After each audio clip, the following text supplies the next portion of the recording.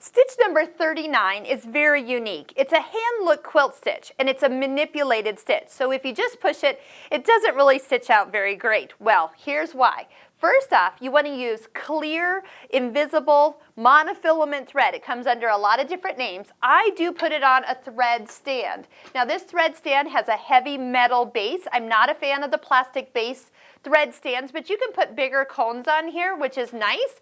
But if you have the plastic one, they tend to flop over. This guy goes all the way up, and there's a little hook at the top here. And that thread can kind of relax as it gets off the spool and kind of plays nicely. Now with this machine, the clear thread, it's number one, it's invisible. Some people say that. Next, you have to adjust your tension to make this work. You increase this because what we're going to do is we're going to take whatever color's in our bobbin. I have a green thread down there, and it's going to pull it up and make it look like it's stitched by hand. So it is kind of fun. You can use it with your walking foot. I'm going to just use it with my regular presser foot.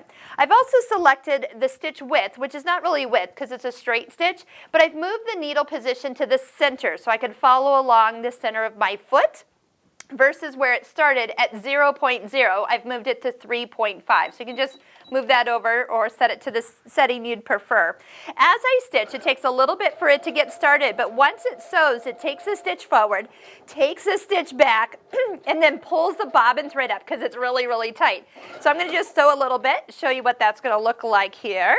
And then that way you can see how it looks like hand stitching. Now on the back, it's going to prove that you didn't do it by hand.